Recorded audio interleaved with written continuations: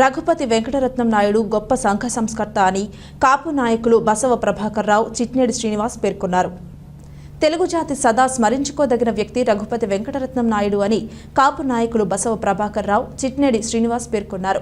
ఆదివారం Kakinada PR college సెంటర్లో రఘుపతి వెంకటరత్నం నాయుడు వర్ధంతి సందర్భంగా ఆయన విగ్రహానికి కాపు సంఘం ఆధ్వర్యంలో పూలమాలలు వేసి నివాళులర్పించారు. ఈ సందర్భంగా వారు మాట్లాడారు. తెలుగులో కందుకూరి వీరేశలింగం పంతులు తరువాత రఘుపతి వెంకటరత్నం నాయుడు రెండవ సంఘ సంస్కర్త అని ప్రశంసించారు. ఈ కార్యక్రమంలో కాపు నాయకులు తదితరులు పాల్గొన్నారు.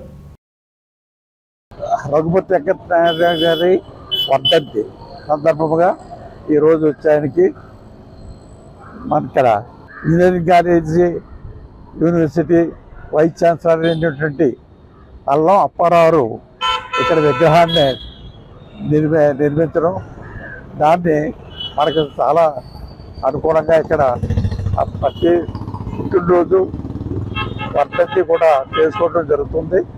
ఆయన గొప్ప సంస్కర్త. అన్నీ కూడా మా చిట్నేడి శ్రీనివాస్ గారు, మా సెక్రటరీ గారు చెప్పారు కాబట్టి ఆయనకు జోహార్లు అర్పించడం.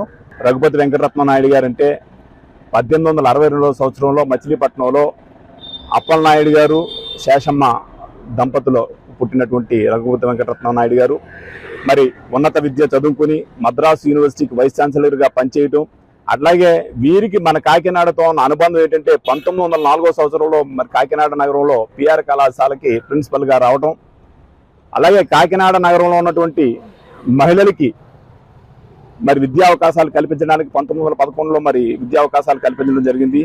19వ శతాబ్దం చివరి అంకంలో సాంఘిక దురాచారాలు అట్లాగే రాజకీయ ధ్యాసం ఏదైతే ఉందో బ్రిటిషులతో పోరాటం కానీ, అలాగే ఆ రోజుల్లో ఉన్నటువంటి అంటరానితనం కానీ, అలాగే విద్యకి మహిళల్ని పంపడం కానీ, అలాగే భర్త చనిపోతే భార్యను కూడా మరి దాన సంస్కారం చేయడం కానీ, ఇటువంటి దురాచారాలు ఉన్న నేపథ్యంలో మరి అటువంటి దురాచారాలన్నీ నిర్మించడానికి మన కందుకూరి వీరేశలింగం పంతులు గారిని ఏ రకంగా చెప్పుకుంటామో అటువంటి కోవలోనే మన రఘుపతి వెంకటరత్నం నాయుడు గారు మరి నాయుడు కుటుంబంలో జన్మించినటువంటి వ్యక్తి.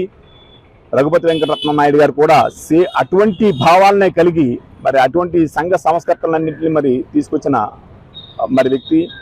1911లో మరి మహిళలకి విద్యా అవకాశం కల్పించినటువంటి వ్యక్తిగా మనం చెప్పడం మనకు గర్వించదగ్గ విషయం.